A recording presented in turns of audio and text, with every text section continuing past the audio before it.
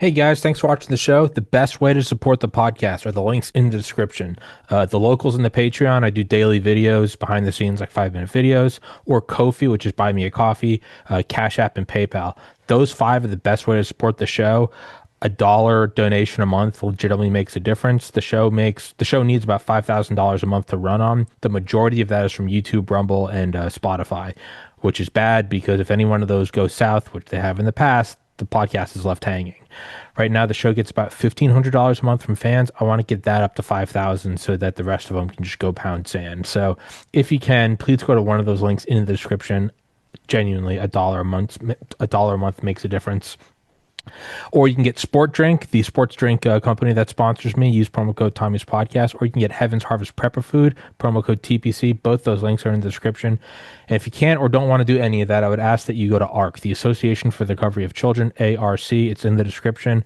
It's a bunch of special forces guys that don't take salaries, and once a month, that's about how long it takes, they rescue a sex trafficked child, and they've been doing that monthly since 1993. So 33 years, and they've been doing it 12 times a year. They genuinely save lives. If you are in a tough spot with money, I would ask that you donate to them first, and if you can, donate to me second. Thank you guys. And we are recording on Sunday, March 15th, 2026 at 11:03 a.m. Eastern Time with Colonel Watkins and General Holt. And yeah, so news to me. You guys were just telling me that Bibby is missing and his son is missing, and whether or not he was killed or kidnapped. So, I mean, I take a day off of just like, I'm going to back away from this shit. And General, could you kind of break into this? Yeah, what's this technology diet you think you're going to be taking? There's no time for that crap. You, Right. you put your helmet back on, mister, and get that Kevlar vest on. Here's the thing. It started out as what I think is when any of us saw this stuff about 4 days ago, that, Bibi Netanyahu's been killed. He's dead. And it's like, oh, yeah, sure. Okay, fine. And then they tried to make it more convincing with, well, they've rolled up a journalist now who may have pointed out where Bibi Netanyahu was, and then the house where he was at got pasted with his family. And then there's nobody's seen him. And then they held a war council meeting at the IDF that Katz ran, but his defense minister and Netanyahu were not there. So then that created a lot more palace intrigue. Still not around. Would love to see him come out on a stage to disavow all this crap, because I want to be very clear. It's a Where's Waldo situation at this point in time. Don't know where he is. Don't know what his disposition is. But the notion was advanced this morning from a very good friend that, and you can see it on his own Substack, Michael Yon, that he thinks that potentially Netanyahu has been kidnapped, and he laid out some arguments as to why that may be true. And the only thing I would say is I can tell you why there may be motivations to do such a thing, but it is fascinating to me that we have not seen Bibi Netanyahu, and nobody's talking about it, and nobody's reporting on it, and there's no statement out of the White House, and there's no statement out of the Israeli government as of yet. That might change today. It could be changing right now as we're speaking, but it is a wrinkle in this whole thing that I find remarkable. Colonel? It is remarkable because you would think as soon as the noise reached a certain level, and Michael Yon is certainly that level, that there would be an immediate response to it. And we've heard nothing. I thought I saw a meme yesterday about Netanyahu being like dead. And so I just typed in Netanyahu to Google and then to Twitter on trending, and I didn't see anything. And maybe this is just naive me being like, well, the news wouldn't lie. Yeah, like as if as I'm saying it out loud, I'm like, have I fucking forgot the last 6 years of this podcast? Like, what are the chances Trump kidnapped him? It's possible. We wouldn't want his fingerprints on that. I guess here, let me lay out a couple of options if the kidnapping line that Jan has is correct. If that were the case, let's go Angela Lansbury on this and talk about everybody who had the motivations to go roll up Bibi. The first one I want to lead with is Bibi Netanyahu kidnapped himself. Now, if your war is not going the way you wanted to, and President Trump's not going to let you have the Samson option, which would be obliterating all of Iran with a crowd pleaser, if that's all not to happen, then at some point when this all settles down, you're going to be facing corruption charges, and you're certainly going to be answering for how the hell did October 7 happen? Well, maybe that's not in his best interest. The other thing that Michael pointed out that's very interesting is his son, who's 34, lives in Miami, living the high life. Yeah. He hasn't been seen either. He's offline.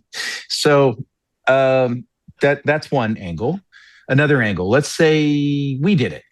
If we did it, boy, that's very dangerous. I can't imagine we'd do such a thing, because getting caught in that case is really, it absolutely blows up United States politics in a way that President Trump couldn't control forever.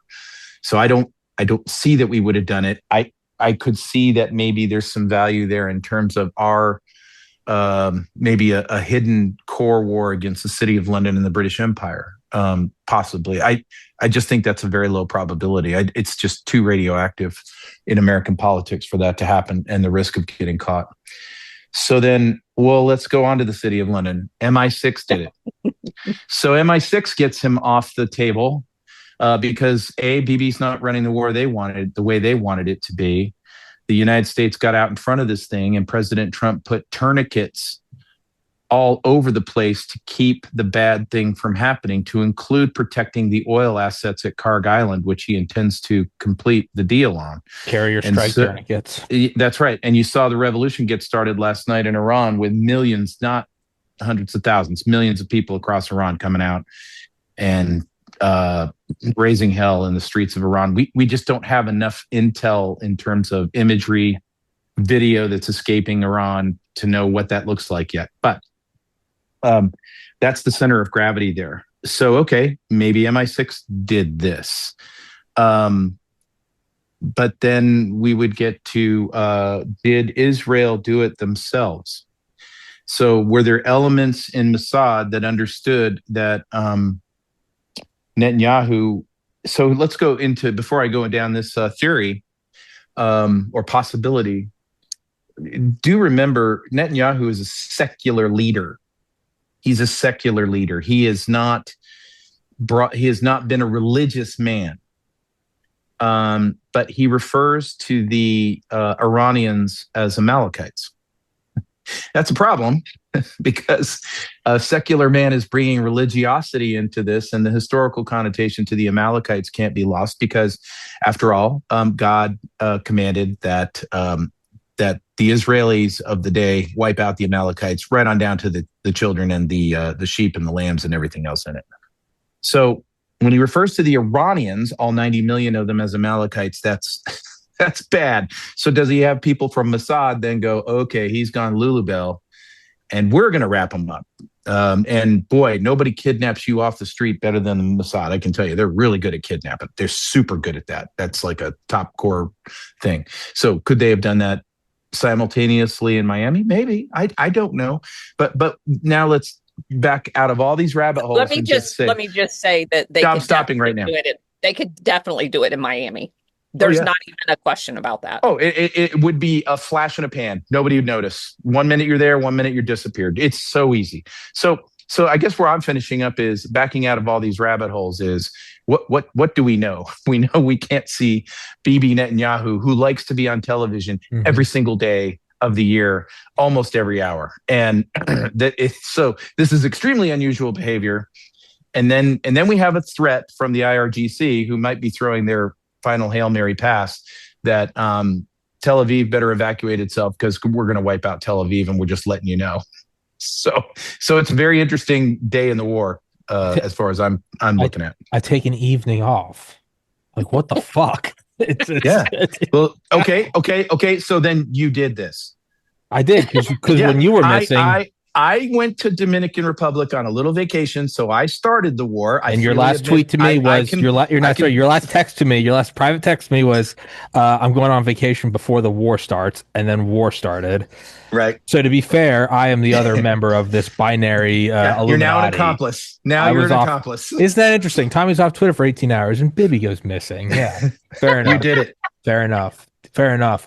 Man, if I'm, or is it that the, I don't know, Israeli deep state, whatever, vested interest, intelligence assets, or do they think that Bibi's being a bitch and they want him to go further, and so they're just going to false flag it? They're going to kidnap him and they're going to make it look like the Iranians killed him so that they have, for their own people in the world, causes Belli to go, I don't know, nuke Iran. I don't know, because the 31st Mu is going to be on station. Apparently, we lied about when they left Japan. That's so amazing that we would lie about something like that. Anyway, we lied about when the 31st Mu, the Marine Expedition Force unit and Marine Expeditionary Unit, and the Tripoli left home station in Japan. They got underway days ahead of that announcement.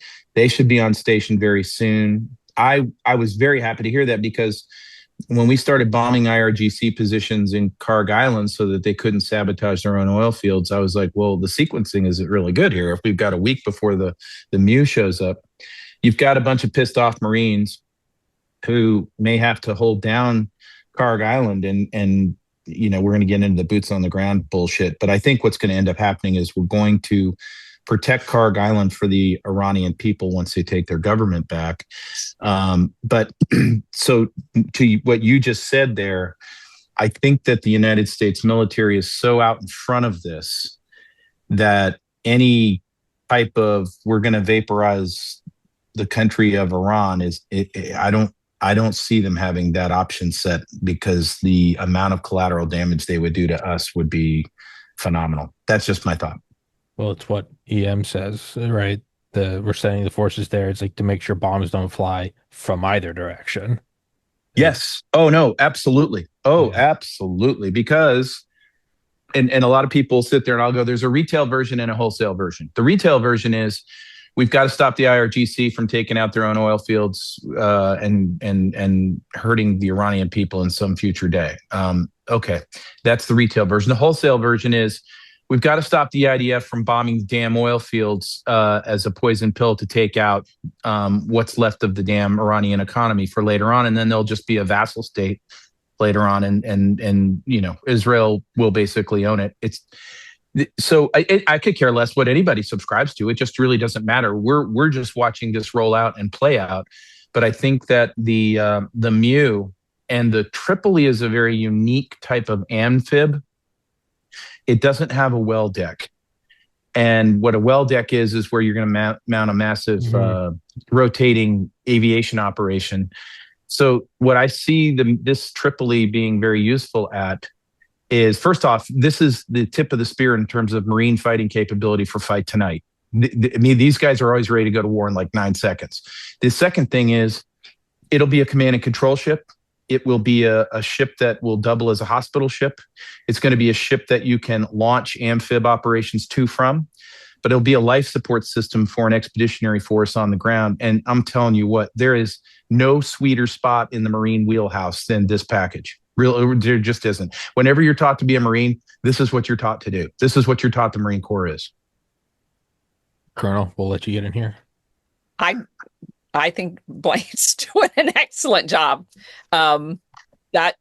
So I found it extremely interesting because I had also heard that they had moved out ahead of time, and that was I view most of the actions that is taking place preemptive, and I think that's critical. And to EM's point, it's on both parts. It's to ensure what is happening is controlled from nefarious forces. And all the nefarious forces is not just exclusively Iranian. Yeah, that's completely right. That is completely right. And again, if you scope out to the 100,000 foot level, the city of London their aims are very clear. They want World War III. Yes. They want World War III as badly as they can possibly get it. And they could care less if there's a nuke discharge. They could care less if it's not working out in the Russia or Ukrainian case. China is staying on the sidelines, and we're helping the oil get out of the straits to get to China, to keep them on the sidelines. There is no cancellation of the Trump visit to China. At a time when Chinese politics is extremely weak, they've got their own problems for sure. But if you look at this from that level, again, if you sort these things out in their simplest forms, there does seem to be, against the backdrop of the newly written national security strategy, fine coordination going on between Moscow, DC, and Beijing, and that they all share a common enemy. The three countries may not like each other, but they certainly understand that the greater evil right now is a very wounded British Empire, City of London consortium that can't even get its subsidiaries in Iran and Israel to do the things they want them to do.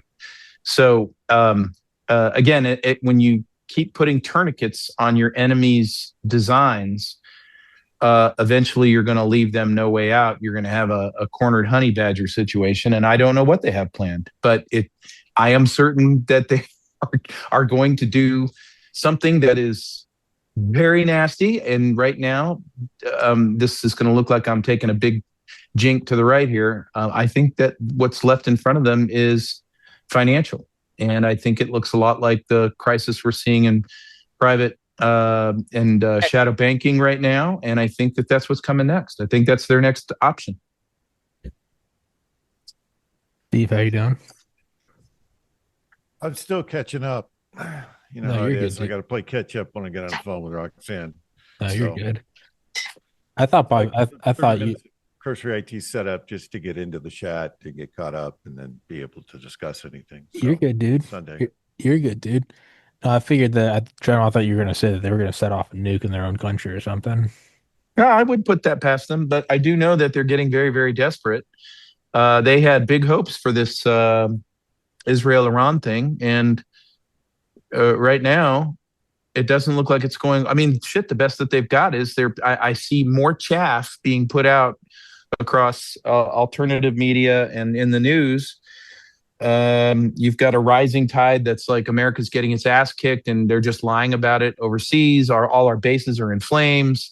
And the thing is, when they go that far away from what the truth is, that is basically the amount of desperation that they possess. Because normally, you understand, to sell a lie, it just has to be pretty close to the truth. Yeah. But if you go 2 standard deviations away from the truth and you go, oh yeah, no, listen, we've got thousands of Americans dead. We've got bases on fire everywhere. This is the worst. And, then it means you've got a very, very desperate enemy. And I think that the United States has this under control in Iran in a way that's extremely dissatisfying to whatever cellar they're questioning Bibi Netanyahu in and at the City of London. I think Steve has BB. I think Steve did it. Did Steve abduct? You abducted BB? I'm on the job, baby. All right, man. I'm Dan Bongino. I'm on the Hey, job. listen, from a grateful nation. No problem. I got it. So you think he's in a cellar? I was going to ask. I don't know. My phone blew up on Saturday, and I've been saying on the show for like 2 weeks now. We have no idea what the ground truth is. Nobody really does know what the ground truth is, because there's no embedded reporters that are ratting out American soldiers. There's no overflights of our stuff except for Chinese, and you can't believe any of that. Well, this conversation started out with me and Jan this morning at about 5:00 in the morning, my time. I don't know what the hell time it was in Japan, but it was. He told me, he goes, he's in a cellar. And I go, he's not in a cellar. He's in a cellar. He's not in a cellar. He's in a cellar. And I was like, okay, we're not getting anywhere with this. He goes, I put out a video that says he's in a cellar. I said, okay, fine. There goes this conversation. And so then let me help you. First of all, Steve, can you bring your mic a little? Can you bring your mic a little? Steve, can you bring your mic a little closer? Yeah, you never argue with Michael Yon. You just I do all the time. I do all the time. I don't do that anymore. It's enjoyable. I usually lose, and he's usually right, and it takes me like a week and a half to catch up to him. We were probably texting him at the same time. I was texting him last night, and I was like, I think you're right about this famine thing and this this resource depletion thing. So we were thinking probably the same thing at the same time. So please continue. Sorry to interrupt. So then he goes, I said, hold on, let me go watch your video. So I watched his video and I came back. I go, okay, you've messed me up. He might be in a cellar. And then I said, but here's the 4 possibilities of how he could be in a cellar. And then he goes, dude, I didn't think about those other possibilities. It's like, okay. And so we kept working on it. And then we went back to the famine thing, and he was telling me about the fertilizer plant in Mississippi that just got torched. And I was like, yeah, no, listen, it's pretty obvious. They're trying to kill us any way they can. The famine thing is a big line of operation for him. But I don't put he knows this, I don't put as much confidence in their ability to pull that one off as he does. The reason is, in the United States, they're going to try to do it through killing all the California refineries. That seems like a good idea, but I do know from talking to some folks in the administration, there's probably going to be a magical investment opportunity in nationalized refineries that private money comes into. And I don't know, a business leader I know, and I'm very, very close to, is working on maybe arranging some of that investment capital. And he's a brilliant leader. He's a former general and a person I routinely stay in touch with. In fact, every time I look in the mirror, I see that guy, and I. So what I'm telling you is I think there's ways to thwart the famine, and I think that the president's got a handle on that. There could be, to the extent that we don't get the straits open, there's going to be widespread famine in Africa, and that has got to be stopped right now. But I think so. The good news is I think they're mindful of that. I don't think anybody's ignorant to that. But again, it's about, and look where Jan's coming from. Jan is, man, he if he could, he'd go punch President Trump right in the nose. So the point is, clear about that. He's very clear about that. And so but and then he gets annoyed with me when I'm like, yeah, but what's your alternative, buddy? And he's so the point is that it just may be so that Orange Man's got a handle on that. Even if there are little creepy clowns that work in and around him, it may be a line of operation that they well understand as a center of gravity that they can't overlook. I would agree with that. I think that we'll see shortages here for sure. And what they look like, who knows? But Jan's point of view, as I understand it, see, I didn't go to the mat with him. I learned better. Just a new rule. And a new rule: watch his video before you talk to him on the phone, and he tells you he's got a video, because he'll never let that go. I just have fun. I think it's a good time. Oh, he is. He's a machine. And what the thing that I learned from him the most, like, he's trying to get me to go to Darien Gap, and I just couldn't get the time away from my day job. I was supposed to go at the same time. I was supposed to go at the exact same time. I remember that trip. And Brent and Ann were down there, and man, I wanted to go really bad, and I just could not peel myself out of Idaho. Yeah, I couldn't get the time. So, but that said, he's seeing that most of the third world is going to be really affected by this, and that's where his head's at. And I don't blame him, because he's spot on. And I don't think that they're going to have the ability to do it here, because we have the option of, nationalizing all these Chinese-owned meat packing plants, all these Chinese-owned food processing plants, and we have the ability to reconstitute and rebuild fairly quickly in some of the abandoned real estate we have here, because there's a lot of abandoned office space or a lot of abandoned manufacturing space across the country that can be utilized quickly and reshuffled quickly. So as soon as he said that to me, he said it to me a couple of weeks ago, and I wasn't really paying attention. I started looking at the real estate market, and I'm like, there's a lot of commercial real estate out there that we could reutilize and fairly quickly and turn into food processing if we really need to. So. Yeah, no, that's right. But even to his credit, back in the Darien Gap stuff during the Biden administration, we were talking on the phone one time, and he goes, "This is all about a famine, right?" And I go, "Okay, hold on." let me so I'm looking at you on the other side of the canyon saying we got a famine issue. I'm looking for the bridge on how I get there to this famine place. And once he laid it out for me, I was like, son of a bitch. Yeah, that's a problem, Michael. Yeah. He's a joy to talk to. I think it's funny the way he gets everybody twisted up in their knickers. He's fine. He's fat. It's like, okay. Well, what's interesting about Michael Giannis, he's called the underlying operation that everything else is cover for, right? Because I think that everything we're seeing is cover for. Oh, he's got great instincts. Great instincts. But what I have so much fun with is I go, well, then obviously you thought of this. And he's like, huh. Steve, finish that thought when you said in general that is like depopulation. So when Michael Yon and I first started talking, this was at least a couple years ago now. I really didn't know a lot about him at that point. It was, Seth Keschel and Matt Bracken that hooked me up with him, and come to find out our audiences were very intertwined. And so we started talking, and he was talking about multiple lines. I was talking about multiple lines of operation, and he kept coming back to there's only one underlying line of operation that their focus is on. And he's been talking about famine for 2 years now. He's like, they're architecting a famine. And that's right. And I would agree with that, because if you look at the weather patterns and everything else, I mean, it's unseasonably warm here. I spent all week doing gunfighter training, and I can tell you that it was in the high 80s in March. Yeah. It's usually in the low 70s, mid 60s. I know, I'm crying, so just bear with me. I put some ointment on before I got on the show. Do you have your teddy bear?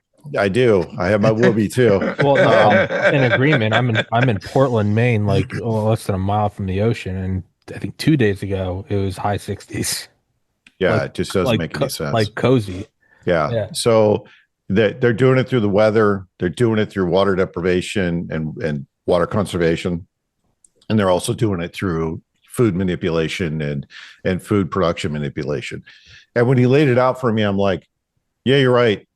This would be all of this above would be good cover for that, to cover for all of these activities, and it would be a good way for them to clear out swaths of the planet that are prime real estate for some kind of a geophysical event, if that was the case. But in his case, it's just about clearing out parts of the population so they can move everybody into 15-minute cities and control grids. And I don't know if the EM and I agree that they don't have the power to do it right now, unless they have some magic wand that they can wave for alternative power. But that said, they still have enough capability to be able to put people in enough of a digital prison to keep them under the threat. And Jan sees that clearly. So you go back in history clearly shows the use of famines. Yeah. Yes. And so that has been one of their key population control, population manipulators for a very, very long time. EM actually talked about that on our show, term hydraulic despotism. It was literally controlling the flow of water to which parts of your kingdom got irrigation, like 9,000 BC. Yeah. General, back to what you were saying about cornered animal, would that not be taken into account when going after this, or is this categorically different because normally when you're going after a cornered animal, you're going after some subsidiary of a bigger animal, but if they're going for the biggest animal, then there is really no way for them to have an out? Is it just kind of a foregone conclusion that they're going to lash out? So here's, from a strategy standpoint, there's two timelines that matter. There's the original globalist timeline that they've written all about. It's not tinfoil hat shit. They make books about this, and it's all up on their websites. But their timeline is very specific in that it takes them through this AI place. They do have a power shortage right now. They're going to cover those gaps with small mobile reactors, micro mobile reactors, and small grade natural gas power generation plants. That's what's on track right now. But why are they doing that? So the way these little urchins believe this is all going to come about is they're going to shore up the grid, get it electrified the way they want it. They've already got the massive AI data centers underway. And what they truly believe in their religion is that AI, robotics, and quantum together, fused together, will obviate the need for most of the people on the planet. Yep. And so that there's a timeline with that. And to EM's point, that they're not close to that timeline coming to fruition. They make threats, they scare people, they create fear porn, they talk about 15-minute cities, but that's they're torching us left and right with fires and all kinds of other natural bullshit, and their climate control cult is active. But they lack the tools yet that they are still working on. So now they've got a real problem. This problem is called Trump. And that's another timeline that's disrupting the timeline that they're limited on by resources and technology development. They're hampered by that. So then you bring in the Trump timeline, and they're basically trying to outrun him and survive. Their only method right now is we got to play the shot clock. We got to play out Trump. If we can't kill him, lawfare him, bankrupt him, if he gets back into power and he is going to put a tourniquet on all these World War III efforts, what do we still have in the drawer? Well, we could do another pandemic. That's where Alex Craner says we may go. We could get famine going off to the races. Or we could have a massive financial collapse where we all take ourselves out. And if you look at some of the actions from the very big banks and the hedge funds and where they are on about to realize losses in private and shadow banking, that's going to be colossal. And then multiply that by Mitch Wexler's work into the $17 trillion scam on property taxes and local school board options that is absolutely outright complete fraud. When those bubbles pop, and they will, does that create the weapon that the bad guys need to stave off a Trump so they can stay on their timeline for where they want their plans to go? I don't think it's going to work out for them. I think that they're getting battered enough in things that they didn't think would happen. They thought the Iran-Israel thing was just going to be a bonanza. They thought Ukraine-Russia would work out for them tremendously well, but these things are not working out for them. And what's happening is every single time they clash with Trump in a part of the world, they're waking up millions of more people. Millions of more people are now asking themselves, why is the news lying to me, and how long has it been lying to me? And they're not really taking into account that fifth column against them that's rising, going, shit, I've been lied to my whole time. I can't tell you how many people reach out to me and they go, I used to think you were really crazy, and I'd really like you to just help me understand this stuff. It's like, okay, I'll help you. But these are some of the variables I think that are on the big board right now that really, really matter. I think that they're also going to, and this is my opinion, is I think they might panic so much that they don't do the shot clock.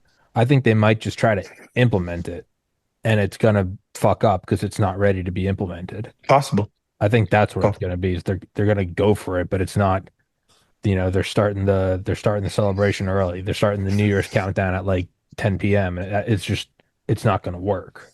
That's what if they're panicking this much, if it hasn't worked, if they haven't been able to get World War III going, if they haven't been able to blow Trump's head off, I don't know. It kind of seems like they're going to panic, and they're human. They're not immune to those emotions.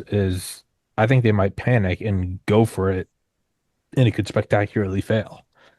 But that was the line of thinking that many people had about COVID, that COVID was not planned to roll out when it did. Right. They were desperate. Oh, all the doctors I've interviewed, they all thought it was supposed to be like 2026 earliest. Yeah. And because of that, they were not ready. And the way in which it was implemented and the inconsistencies in the stories and the making up of the stories as they went along, because their PR campaign had not yet developed, was a dismal disaster, except for the most vulnerable. And it did not achieve the results that they were hoping it would achieve because it was rushed. So there's a lot of validity to your point, Tommy. And ironically, it's not when they do that, it's not just that it fails. It's actually it does the inverse. When you Correct. fuck up a psyop or any op, it doesn't just you don't just not get it. It's negative. People go, "What was that about? How many Yes. people lied about that? How And come it's not just the primary effects, it's the second and third order, the unintended consequences that you have to really watch out for, because that's where the groundswell starts to move the other direction quickly. And if you have bad messaging on top of a bad information campaign or a psyop, then you get a really bad result, and it comes really quick. It's the inverse of influencing operations. So influencing operations take a significant amount of time to do, and you don't measure them in effect. You measure them in the way the public responds and the way the public consumes the information, because you can see it play out in a variety of different formats. Case in point, Orange Man bad. That was the narrative for the last 8 years.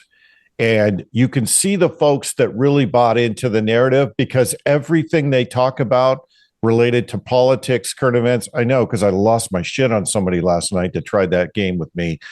And it's, well, if we just get rid of Trump, everything will be fine. And I'm like, you completely bought into the narrative.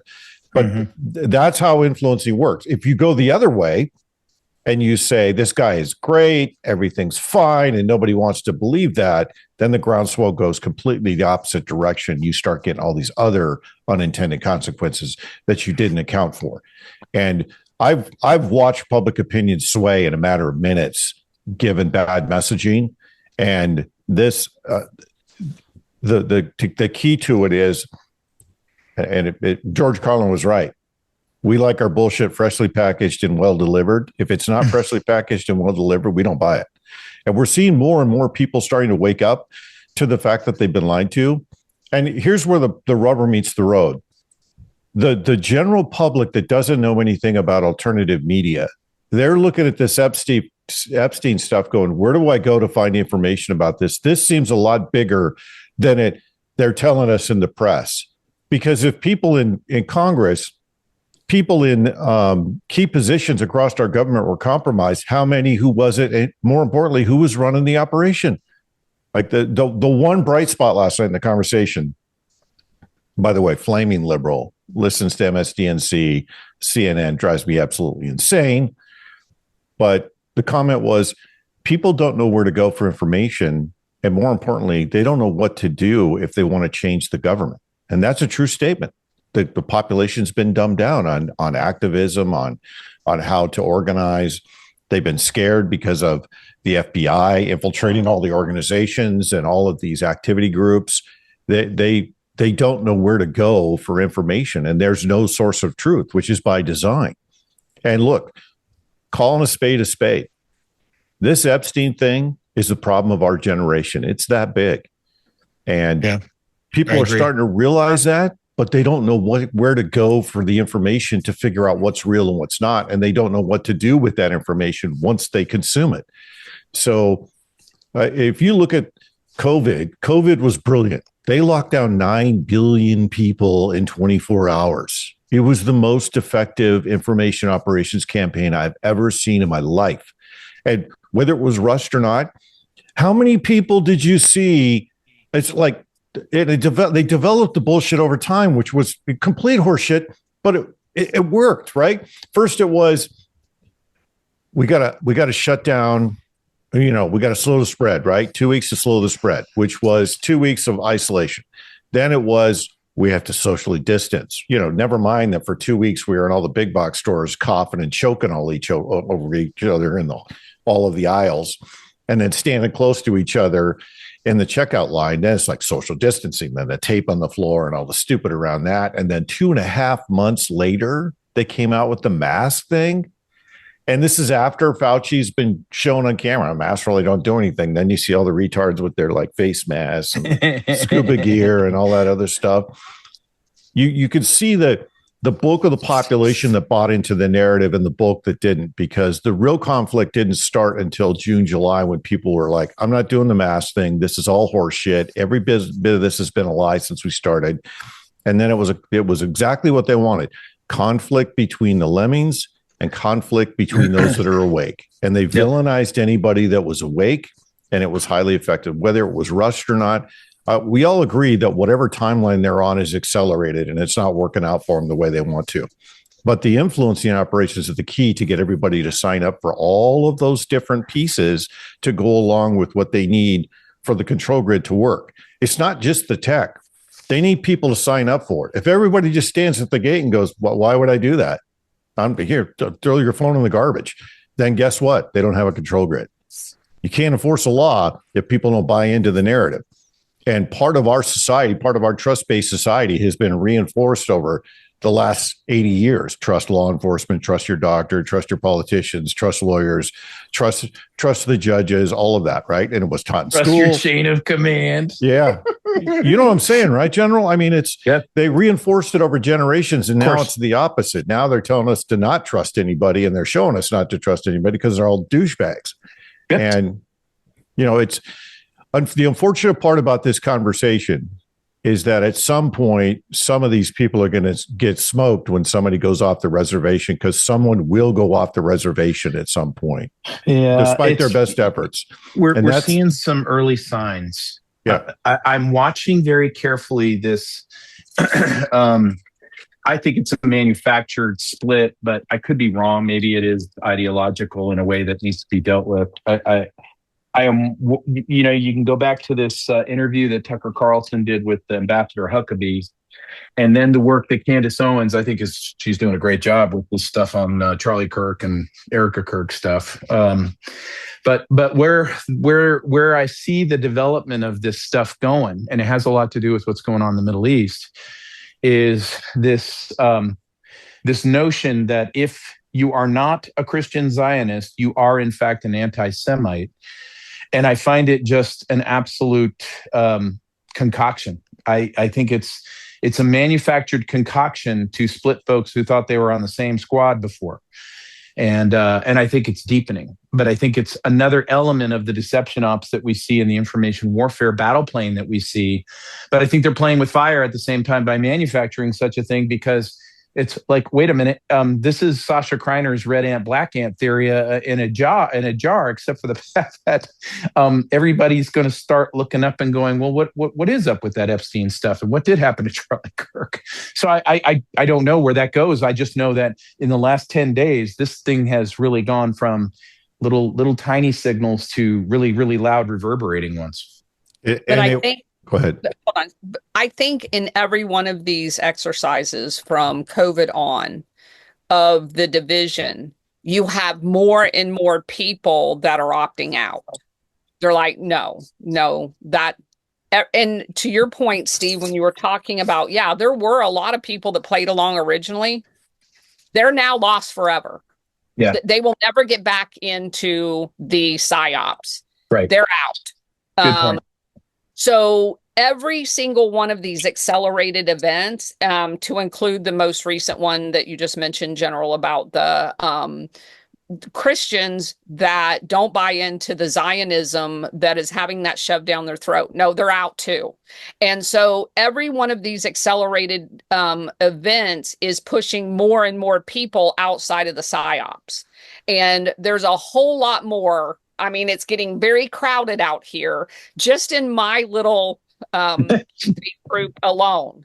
When I started camping with these people, I was the weirdo. I was the person that was going, no, the world doesn't work anything like that.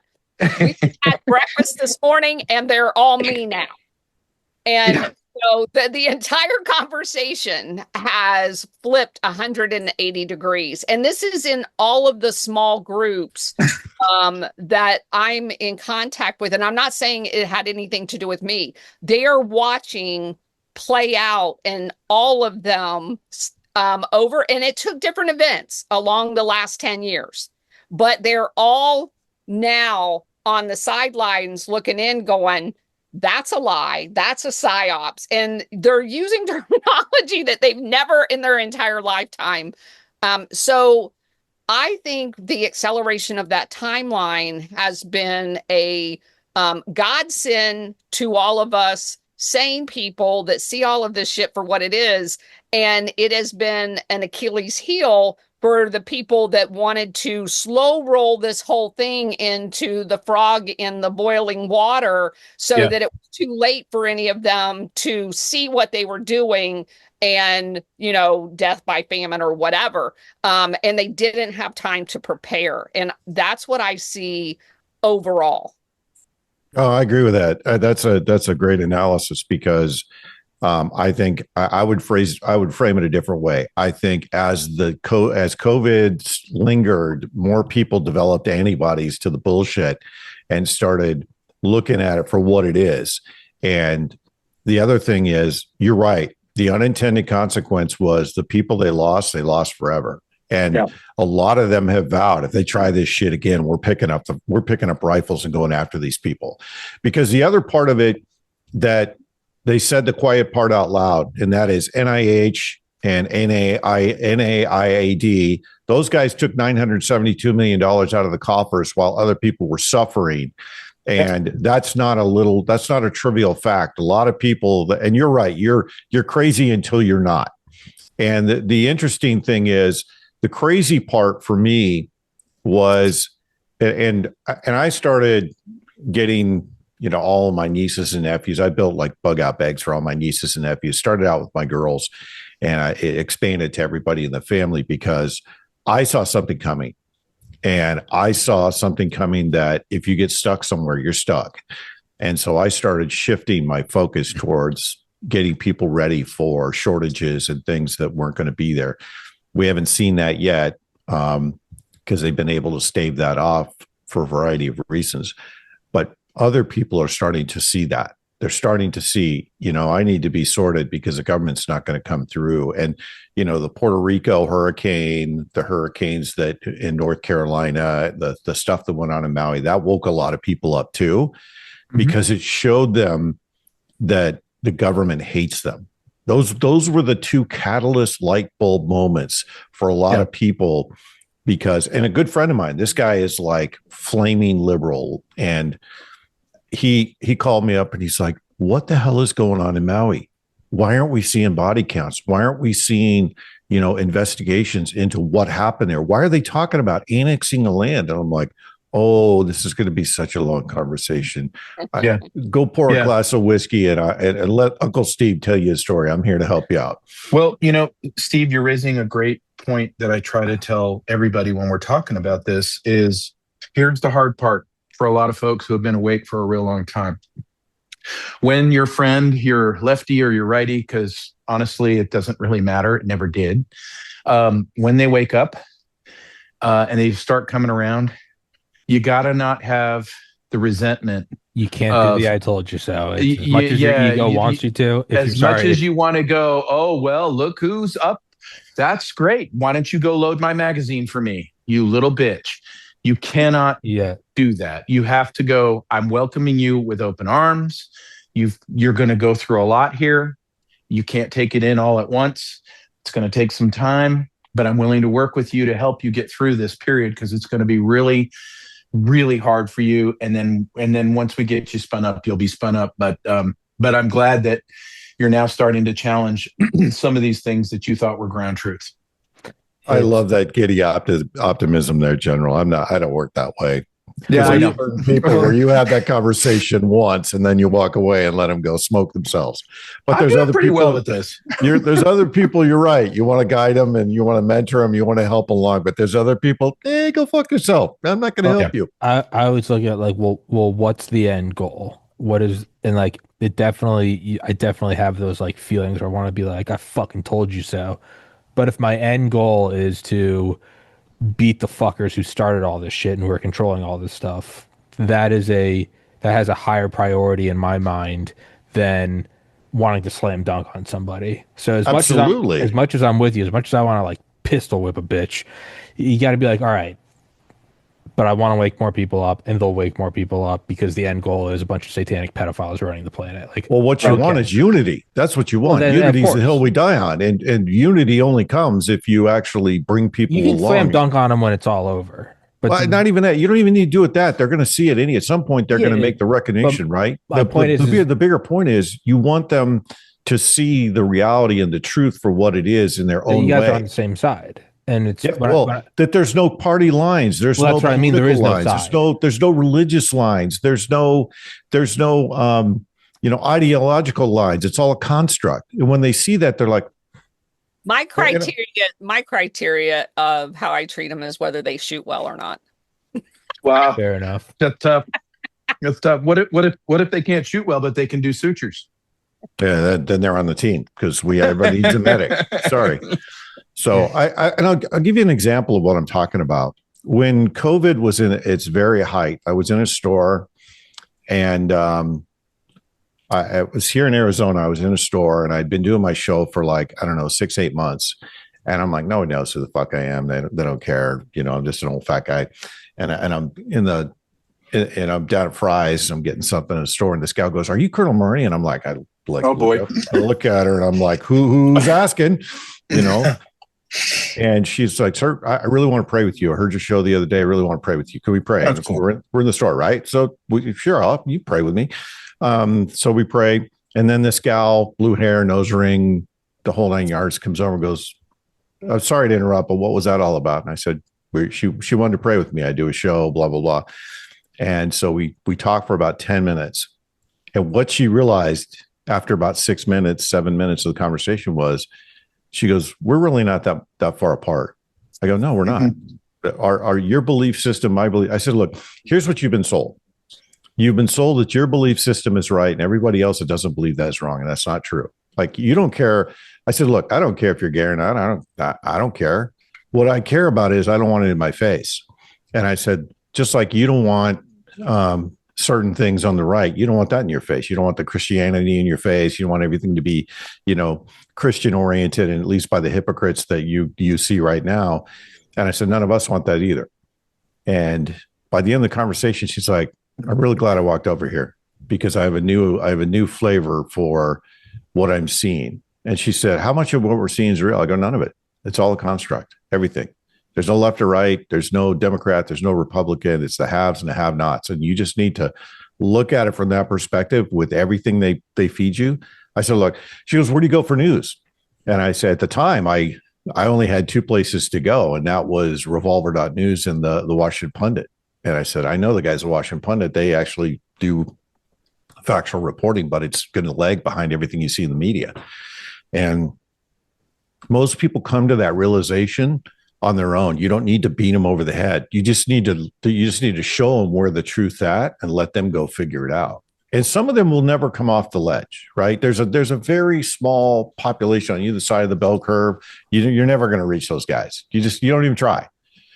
But did you finish the conversation with, "And now can I tell you about my Lord and Savior Jesus Christ"? No, I didn't get that far. But what's funny is a lot of them find it on their own. And I've seen a lot of people go through the 12-step program that they come out of the 12-step, right? I love the folks that are fresh out of the 12-step program because they want to help everybody. Like, this is the best thing in the world. It's going to help everybody. And I see a lot of those guys just because of, some of the circles I run. I know a lot of counselors and a lot of folks doing PTSD work. And it's funny to see those guys come out because they come out and they want to help everybody. They're like, everybody should do this. Doesn't matter if you're an alcoholic, an addict, doesn't matter. Everybody should do it. And that's kind of how it works for people that wake up and they start to see the truth. They want to help everybody else. So you just get out of the way and just let them go. Just like, you don't even have to do it. Just be the mentor, the quiet voice. So I don't know where I was going with that, but I was going somewhere and completely lost track of where I was going. It's the saying, "I told you so." It's when you see people doing that, it's detrimental to the cause because people have egos, and what you don't want to do is feed into the control mechanism by info. If somebody's already at a point where they are willing to approach you and ask you that's the tip of the iceberg. That means they've been thinking about this for months, if not years. They've been going back and forth. They've changed their minds. Said, "No, he's a fucking Nazi." They've done so much legwork already in their own mind, and they've already taken such a big hit to their ego to come up to you or physically or text you, that by the time they're doing that, the last thing you should do is be like, "Yeah, you fucking faggot, I told you so." Like, they're already trying. And I don't mean this in some like be nice to them. I say be nice to them purely for the tactical benefit of get more people on your side. They're going to wake people up. I'm not saying like do this to be no, fuck all that shit. It is actually a benefit to the thing to be nice to them. So be nice to them. That's it. That's the only reason to. Yeah. You want to build unity. You don't want to build animosity. I don't know then. So who stole Bibby? Well, I was gonna ask the general that. I mean, you had this long conversation with Michael Yon and you didn't hit the punchline, right? Well, we hit it right before you got on, but that's not a dig on you. That's the story of my life. That's totally the story of my life. Day late and a dollar short. Come on, you can laugh at me. So we put down the suspects, and there may be more. MI6, the United States, Mossad, and maybe even Bibi Netanyahu himself on an escape plan. But his kid's missing out of Miami. That's the part that makes me wonder. That's the part that makes me think it's an escape plan. Yeah, that's what that is. When I heard that yesterday, I'm like, oh, they're off. They're off in the shadows because his wife and his son are all missing. Yeah. I'll take evacuation to Mars for $1,000, Alex. I'm sure they're club fed somewhere, Club Med, whatever you want to call it. So, but I mean, if you're Netanyahu, you got no place to go. I mean, he's one of the most despised men on the planet right now. Half the world wants to see him swinging from a rope, and the other half wants to see him swinging from another rope. So there's really no good win for him to go anywhere. He's going to be in hiding. So he might be with Epstein. They could be on the new island. Who knows? They could be. That absolutely is a possibility. But I'll tell you what, Bibi has done more to help awaken people in the last 3-4 months than, I mean, just his comments alone. What specifically in the last 3-4 months? Well, again, it gets back to a secular leader making religious statements and cherry picking history, calling the Iranians the Amalekites, which means essentially I want to go vaporize every single damn one of the 90 million. It gets you to the place where this guy is not a statesman. This guy is that so you had the media going back and forth and pundits going back and forth and debating over Gaza since October 7th, which is the Israelis are too heavy-handed here. This is more of a genocide. This is not an action against Hamas. Okay, fine. That argument's probably going to go on a real long time. But then it's really definitive when you're openly espousing the vaporizing of an entire country that and yet he still gets on TV with his own little information operations and going, "Dear Iran, we want your freedom. We want your this. We're going to welcome you back into we want a free Iran." It's like, no, that's not what you had been saying. So the point is, when you get into this cognitive dissonance, that is, what are the things coming out of Israel? What's the policy? And then you get right to the Magic Rubio comments, which what I thought were damning. And that was a week and a half ago when he said, well, we wouldn't have been at this war, but Israel kind of pulled us into it. Yeah. So that tells me the U.S. kidnapped him. I don't think that's just too risky. But who could do it and do it quietly? Well, any of those groups could do it. Any of those groups. Well, I mean, easily done. But there's a very big, recent historical example of we did it to Maduro. That's a glaring. Yeah, but we did that in full view, and we told everybody we did it. This one would have to be secret. Why would you pluck off a head of state in a war where you're supposed to be with your ally, air quotes, ally? I have no idea. I don't claim to know what the fuck's going on at the 80,000 foot level. Well, I think the short answer that you have to think about is if he was really rented lips. If he's really threatening nuclear war, we would have a catalyst to go in and take him out, and so would MI6.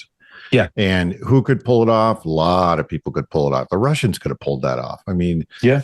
Look, Russian intelligence, those guys they get a bad rap, but they're very adept at what they do. They're good at signals intelligence. They're one of the best in the cyber business. I can tell you that much. Good human. So could have been a number of groups, but well, Putin has made comments routinely about how many Russians are in Israel. yeah, that's why. You finished my sentence for me, so thank you. That's fantastic. We're on the same page. How many, excluding like Third World War, I imagine it's easier. How many heads of states, while surveying, have been kidnapped? Ooh. That's where I'm getting to. Is like I don't Yeah, want to see got Maduro. nothing. I know a lot of shit happened in the Cold War, but it was like it was Africa. Miss Gladio is your expert. And I know that, right but here. that was a lot. Like even in Vietnam, right? It was right before Kennedy was killed with the DMBM. Like, but that's still those are smaller, and those were like, and those weren't quiet. Those were straight up. We got you. That they shot him. They found his body. I mean, has there ever been an example other than Maduro? I'm not saying why we did it. I have no idea why the fuck we would do it. Yeah. Aldo Moro in Italy was kidnapped by the quote unquote Red Brigade, but it wasn't the Red Brigade, it was Gladio. Right. Yeah, there are Okay. presidents that have been kidnapped. Okay, I didn't know that. I'm looking at like it, recent histories in like, the last 8 weeks, like who's done it? Well, we did it. And we allegedly did it with some crazy discombobulating, like, and who's to say that that was the best that we could do? Who's to say we couldn't even go quieter? That's all I'm getting at. I don't know why we would do it. I'm just looking at feasibility. It seems like it's us. Oh, well, Maduro was done in full plain view for a very big effect. We just sent a message around the entire world to go, we got him. He's going to talk. He's going to help us. There should be no mystery about where Maduro is. He's in our hands, and he is going to sing like the little canary. And by the way, we've got his intel chief in another cell who's going to corroborate everything he says. You can make an argument that through plausible deniability that we definitely have the capability to do it. That if you knew that the Samson option was being implemented, that you would do that as a signal to the rest of the Israeli government, to include Mossad, that he just mysteriously disappears and everybody else is going to be in complete disarray going, what the F just happened? Right. You could definitely make that argument. I don't think that's as plausible as the scenario of the MI6, given what they've. So if you span out a little bit and you talk about the Lloyds of London move and the private equity explosion that's happening right now, where and the taking down, closing off of the narcotic illicit funding mechanisms, there's some very nervous people in the city of London. Very, very nervous people. And if the Israel is as close as we all suspect with the deep state in the city of London, they could be doing this as a way to manipulate certain outcomes. And you can certainly make that argument as well, especially if they're going to make it look like the Iranians did it and play those two things off of each other. So there's a set of possibilities, but it's a very small set. Yeah, I agree. So this just in, there is Shadow of Ezra X account has a little video that got released just minutes ago that shows Netanyahu ordering coffee from a little coffee shop and running his card through. He does have 5 fingers, not 6. If you go to the AI. the AI detector, which is Hive, shows that the output from that post 80% possibility that it's all AI generated. So Of course it is. Look at his face. His face looks like he's like, clean, no wrinkles. I mean, and what I'm saying is look look at what they're dropping. It's not the fact that this is the type of shit happening. It's the type of shit that they're dumping into the system. And yes, that's it. It's desperation. It's desperation. Nothing to see here. Everything's good. Well, one thing I want to disagree with you on there, General, is I don't buy the whole City of London thing. I know how the strata works on the East Coast, and I know how the strata and works. I know that so I'm not saying this for you. I'm saying this for the edification of everyone else. I think there's a loose coalition across Europe because it's not just the banking. I call it the international syndicate. You're absolutely right. Yeah, because there's people in Italy and the whole when we say City of London, there are very few British that even get to sit there, and even fewer when you talk about where EM calls the high table. But the City of London is, this is a horse with no name. I pick a City of London. I pick the British Empire like Susan Kokinda does. You could call it the Cabal like a lot of people do. You could call it the globalists. Because I don't want to get it's like the Jews, right? It's the Jews. No, it's not. It's a bunch of people at the top that are owned by somebody else. Like I know Netanyahu is somebody's it's Netanyahu's somebody's bitch. And that is not a name. So the point is, you in any algebra formula, you got to have a variable and give the damn thing a name. If you want to call it a sentence, the globalist body of international people from all these places that are working together to kill us all. Okay, that's fine. That's good. That works. I think that's too much. I just like Eurofags. That's Tom Luongo has it right. It's the Eurofags, right? Eurofags. Well, and then part of Asia is in the Eurofags. Part of the Middle East, certainly in Qatar, is it. Yeah. So it's not just the Eurofags. You see what I mean, though, right, General? It's like everybody latches on to the City of London. I'm like, this is way bigger. There's a lot more players here. But let's go back to our just awakening customer, and they need things that they can grab on. And if you go, I know you got to dumb it down. Well, so who are the bad guys? Oh, it's a mist. It's a mist. It's in the ether. It's the bad guys are a fog, and they come from everywhere, and they are everything, and they're everywhere, and they're in the system. No, that might be true. That doesn't work. It doesn't work. It's the City of London. Oh, okay, I get it. What's the City of London? Well, I'm with the General. I think you need to apply a variable. You just have to put a name on it. It doesn't matter what the fuck it is. I agree, but I agree. Spectre. Call him Spectre. That's why I start all of my conversations with new people and define the international syndicate, because it is a name. It took me a long time to craft that name because it is a crime syndicate. They are all criminals, and it is an international body that basically, as Ian says, sits at the high table. There are Asians involved.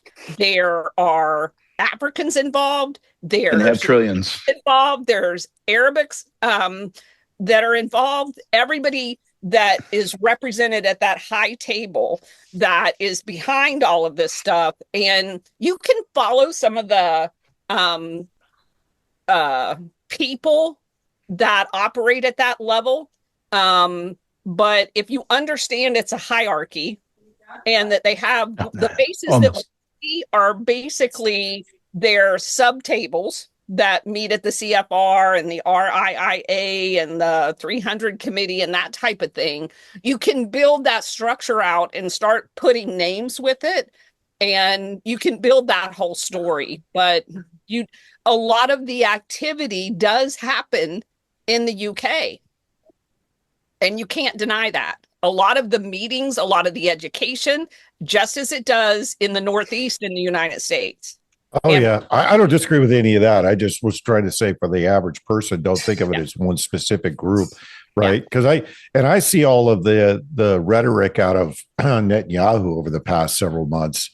I see that all as just religious war, right? We can't get a nuke war, so we'll go with the next nuclear option, which is a religious war. And if we can't get a nuclear war, we'll get a chemical war. And the chemical war is all the rhetoric around Zionism. And I mean, there's more than one way to spark people's response, right? But it's not all coming out of one place. There's a whole conglomeration of shitbags all over all over the planet that have been feeding into this system we need to call it what it is. This is not a cabal of people. This is a system that has been created over decades. And it's a system that you have to dismantle over centuries. All of it has to be dismantled to the point. And I've said this before, and this will sound draconian, but it's really true. Some of these families have to be removed all the way to the roots. You cannot allow any of them to stay, because if you look at the Epstein stuff for the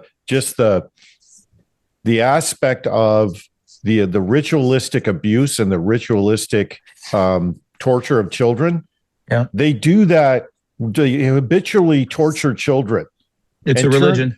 And turn them into adults that have no moral compass and no scruples whatsoever. And these are the people that are in charge. That's why you have to remove this all the way to the root, because they start these kids at young ages. Like Keir Starmer, there's a picture of Keir Starmer's with Jimmy Savile when he was not even a teenager. So it means he was ritualistically abused throughout his teen life. To your point, the way that you get down to that root ball where everybody understands that's what has to happen is this is where the extent and the knowledge of their crimes, of how deep, how much they've cost us, how much they've killed, how many wars they've caused, all of that has to be understood very well. And then I think the pitchforks and knives can come out. But if people are left in this murky world of those things were redacted, those things are pulled back. No, America doesn't need to know that so that we can just get after that. No. There needs to be lay it all out. And I don't think that this government will ever do such a thing. So what I'm hopeful is that there are enough folks in these interconnected citizen groups that have very, very smart people who know how to do intelligence, OSINT, digging, and that they can get their hands on a lot of this stuff to get it out and get it understood, because the world is needing to digest, unfortunately, as ugly as it is, what has happened and over hundreds of years, and most specifically in their accelerated timelines, what they've done to us. And then I think the world will be very accepting of where you're going, which I agree with completely, is you got to take these ones down through their next 3 generations. You got to take them down hard. I was kind of shocked originally when I figured out just through tracking people in a database, as I was coming across the names of all of the CIA people that have been doing all of these covert overthrows of government, the amount of their children that also, I mean, back in the OSS days, that are in this same operation, generation after generation, because I'd come across a name and then realize, oh no, that's that same name, but that's the 4th guy. I mean, they use the same name. Right. That's John right. Smith the 4th. That's John. Well, wait a minute. Now I've got to go back through all of my notes and find, oh, that was John Smith Sr. And then there's a John Smith Jr. There's a John Smith the 3rd. There's a John Smith the 4th, and they were all freaking in the CIA. Yep. It's crazy. That's right. And the same applies for NSA. I've seen that personally with you just hand the job down to the next kid and the next kid and the next kid, and they're all the same. And they don't go to little league statuses in the NSA or the CIA. These people are going to SES tier 1, tier 2, tier 3. Yeah. I saw that too. We chewed some of the same dirt, because that is exactly my experience. And I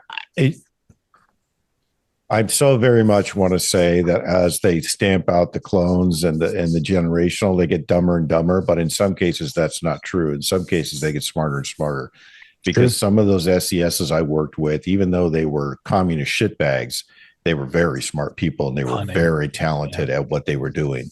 Yeah. And I can think of a couple off the top of my head that if they would have got the right grooming, they would have been unstoppable on the selfless service side. Well, we probably know the same people. Yeah. So I hate to say it, but You have to appreciate your enemy's capabilities. You have to appreciate their intelligence, and you have to appreciate the way they pivot and move. Because one of the first things I learned in cyber is that the enemy is adaptive, they're agile, and they're willing to change tactics to achieve their aims, and they don't have any qualms about admitting they were wrong. In fact, they fail fast so they can succeed longer. And they are very, very good at pivoting. And the people that General Holt's talking about, do never underestimate them, ever underestimate them, because they will come up with things that's not even on the game board for you that are very creative. And we haven't seen that yet, but I think that's coming. Mm-hmm. I agree. And I had a point and I completely lost where the hell I was going with that. God. Burn it out to the root. NSA, clones got smarter. No, I don't think the enemy's done. Even if they're cornered, I don't think they're done. I think they've still got, because remember, they play all lines of operation. I think they're desperate. That's why I'm concerned, because when you corner the honey badger is going to do some bad shit. I just want to know, and that's why I'm looking. Okay, financial, pandemic, civil war here in the United States, famine. Where will they go next if the petulant can't have their World War III option? And so that's where I'm looking. And I'm certain that they're going to probably try to take more pot shots at the president.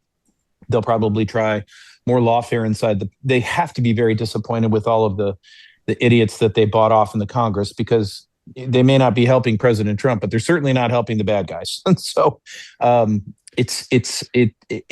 do think what bears a little bit of watching is this Laura Loomer suggesting to CIA that the anti-Zionist comments of Tucker Carlson warrant disloyalty to the United States attention from a criminal charge perspective. Because that's now a thing. But the point is are they going to go after speech and try to divide people on this? If you're not a Zionist, then you're an anti-Semite. It's one or the other. I don't know. I don't know. I'm looking at all these lines to go, where are you going to go with an act of desperation? I have so many thoughts on that. They were ramping up the anti-Semitic rhetoric a year ago. This is not a new thing.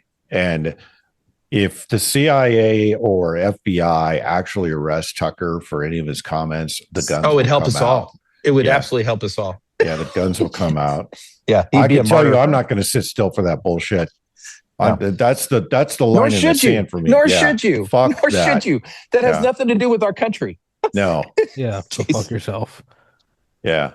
Well, but that just came out yesterday. Tucker put out that short clip of the CIA.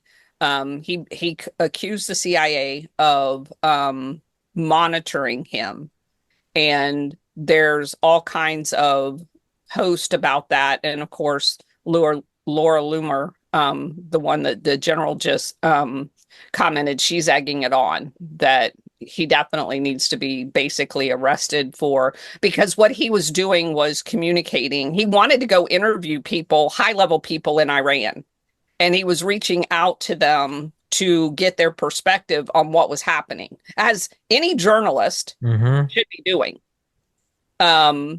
especially leading up to what just happened. That's just a natural thing they should do if they're not controlled by the CIA, which there's very few of them around. And so then someone put out a post, which I responded to, that said, basically, the CIA must have been using a third country. They must have intercepted his communications in a foreign country. And I'm like, what the fuck are you talking about? The CIA monitors Americans right now. Yeah, that's right. I hate to say it, Colonel, but every time you go off on somebody on Twitter, I get an enormous amount of comedy value. Dopamine hit. It starts out with, you're the dumbest motherfucker I've ever seen. Actually, I got to read the rest of this. I have some fiddle faddle downstairs, popcorn caramel type, that's in a little bowl that when she goes and flame sprays somebody, then it's like, okay, I gotta hold on. Let me get some of this popcorn. Grab my popcorn. Yeah. I'm like, We had an entire Senate hearing in 1975 about them shoving stories down journalists' throats. They owned ABC. Are you fucking kidding me? The CIA has infiltrated every major police department in the United States. They have agents working as policemen in agencies. They had the entire Miami Herald infiltrated during the 1980s and 90s because they were running all of their cocaine operations out of Miami. I mean, are you kidding me? What world do you live in? That was like, I just like lost it. So all of this is to say, and I feel that it's almost, and I'm not saying this per Tucker, but I'm just saying this is an exposure operation. You watch the people that say, oh my gosh, freedom of speech, freedom of speech. And then an investigative journalist reaches out to a government at the time that it looked like we were going to war with to go over and interview high officials in that country for a perspective. And all at once, all of these free speech people are like, he's a traitor. Yeah, I think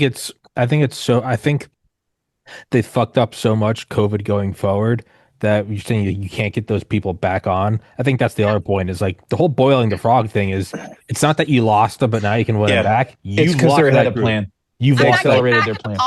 And so my point is I think so many subsections have woken up and all the unintended second, third, fourth order effects that I'm at a point now where I almost want them to go farther and faster because I think that is doing more damage than anything else can, short of, actually, nuking. But like, I hope they arrest Tucker for saying things against Israel because that will wake up more people even faster.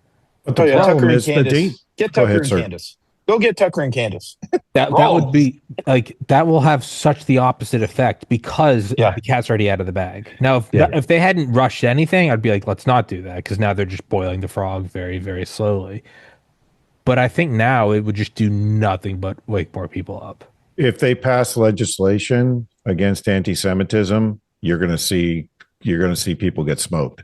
I will change that flag to the fucking Third Reich flag. I will. It's because it's very simple. It's like I said, people have developed antibodies to the bullshit and they see right through all that right now.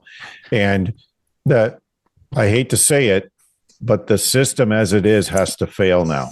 Like Congress has to fail, the economy has to fail. And these people need to be held to account, especially guys like Randy Fine. I mean, that guy. Oh gosh, yes. That fuck. That guy needs to be swinging from a lamppost. Who's that other clown? Who's that other clown in Florida that wore an IDF uniform to Congress? He's a congressman. Brian Mast. Unbelievable. He should have been arrested for that. Yeah. Look, the short answer is that we're run by sociopaths and psychopaths, and they all need to be held to account. And they've been empowered for so long that they feel like they're invulnerable and they need to feel some vulnerability. Yeah. And then that's only going to happen if the system collapses around them and their own security. At some point, their own security is going to turn on them too, because they're going to, I'm basing this off what I saw in Iraq. And there's a point where the leadership in Iraq, their own security was turning on them. Yeah. Because if they can't go feed their family and they're being asked to burn the bridge they're standing on, the next time they give an order, it's going to be bang.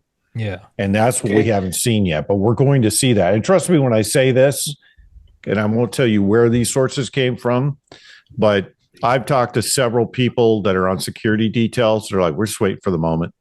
We're just waiting for the moment to take these people out. Because we hear with their conversations, we see who they affiliate with, we see what they're doing. And we know that everything they do is criminal, and we're just waiting for the opportunity. I was like, "Holy shit!" And opened my eyes that they even see it too.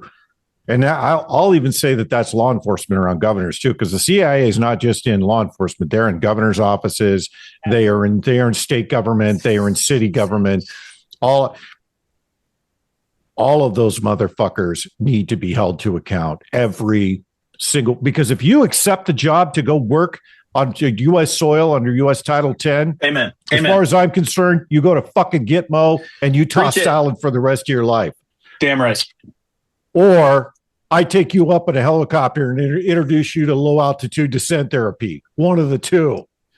God, that pisses me off. God, that gets under my skin. Tours of the Grand Canyon. Oh. Always exciting. Motherfuckers. You know, that gets under my skin. Well, that's one of the guys today was saying that if they arrest Tucker, it'd be the first official political prisoner. And I'm like, where the fuck were you during COVID? What? Ever heard of Jan 6? What about January 6th? There were thousands of them. What? I've literally, funny. I've literally interviewed. He's out now, but I've literally interviewed Jeremy Brown, Special Forces whistleblower from prison, on the podcast in 15-minute segments because they cut him off. What the fuck are you talking about? Exactly. Like what the? Where do you live? Are you in America? Well, it's as Colonel, as you said so eloquently in one retweet, you sound vaxxed and retarded. Yes. And so it's. But, I like that one too. That was good. I died laughing at that because I'm like, that's my line, damn it. Why didn't I use that? Damn. That one killed me. But to Colonel, what you've pointed out in most of the shows we've done about. It's a dissemination. It's a reverse psyop of showing people. It kind of as General you were saying earlier about once it's all shown and then tying it into what Steve said about get it down to the root. It dawned on me. This feels like it's a really long, international, publicly televised trial. Yeah, and we're in the jury. And we're being shown. And at first, if we walk in 20 years ago and they go, we think we want to hang all these people, we'd be like, well, what did they do? Hold on. And I think now we're in this very long court case of it's like, did your time after just like, we're going to do the COVID thing. You're like, and then you're going to do this thing. You're like, fuck. And we're at a point now where most people are looking around like, I think the electric chair. Go back to the part we talked about with the awakening. We're in pretty later stages, but if you talk about a lot of people, let's say all the shit came out today, all of it, it's not redacted. Everything is out there. You can now see it all for yourself. Just Joe Bag of Donuts who lives on Main Street, minds his manners, doesn't really have a political view on any damn thing, just looking forward to Friday night football at his kid's football game.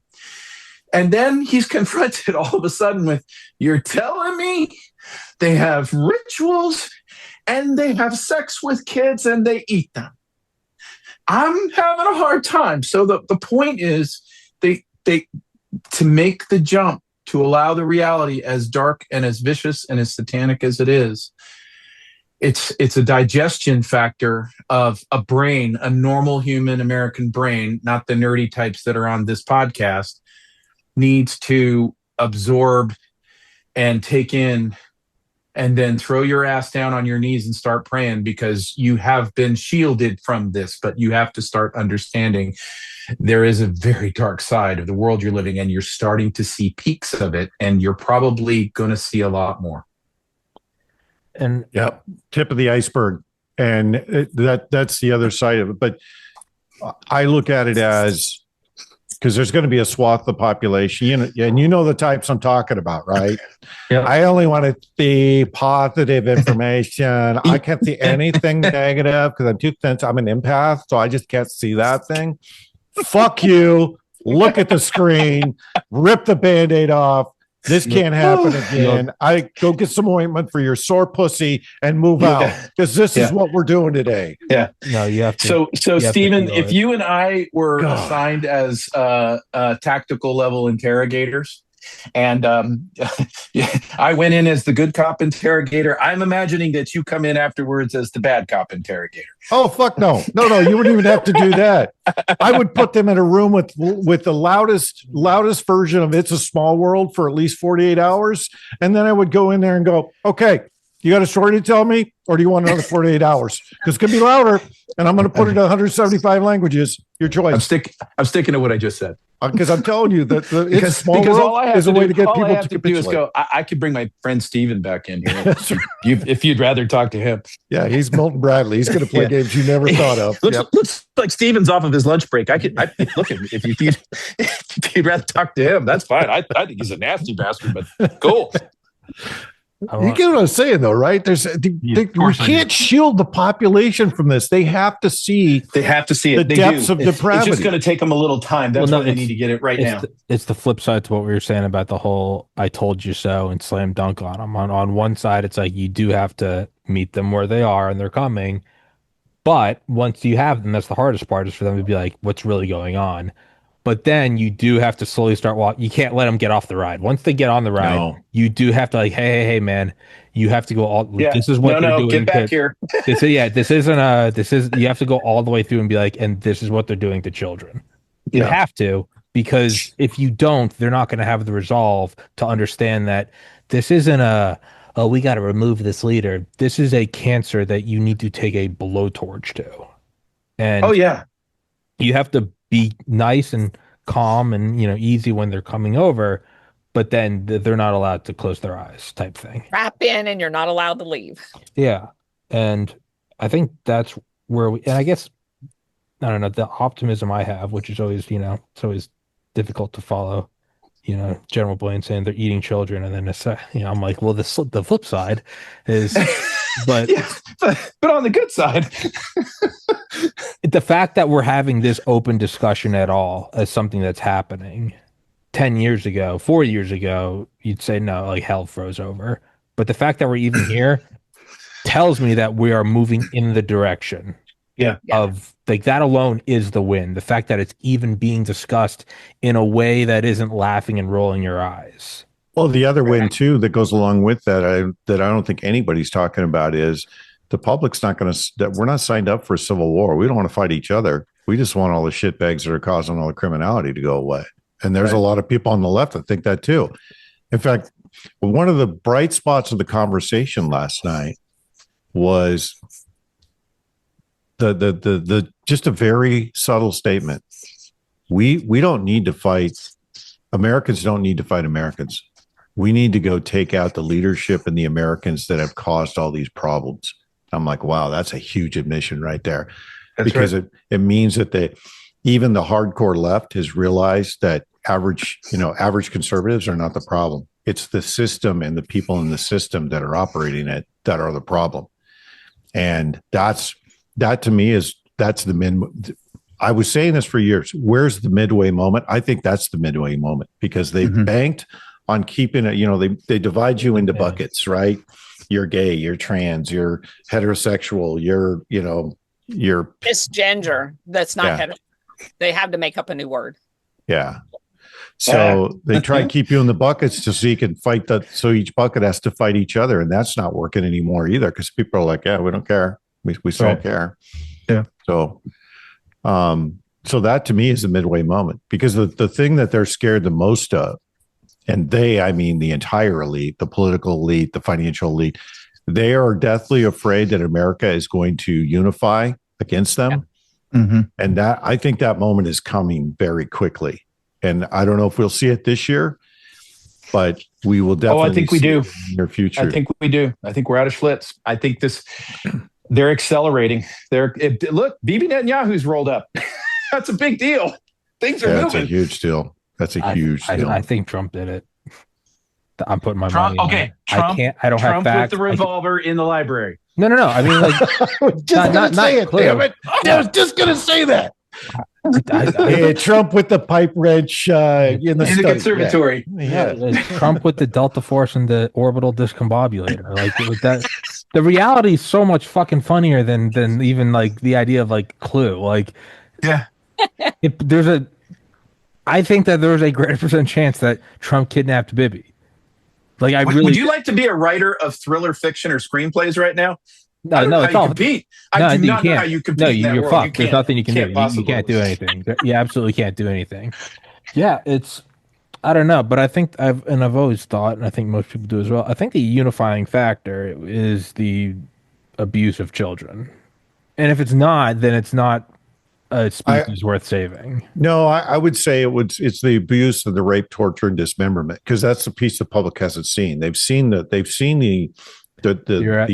trafficking and the abuse of children, but they haven't seen the dismemberment and all that other crazy shit. It's almost it's horrific to see, but it's the raping of children is almost the least worst part of it.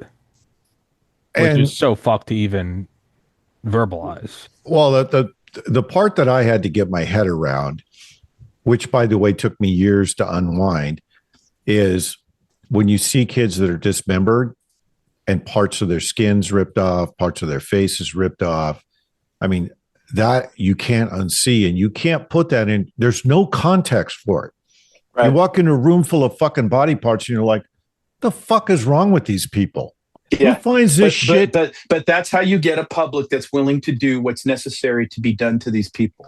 That's I agree. And I think- That's I the think only that's thing what's that will coming. get them to go, yes, go forward and go do what must be done.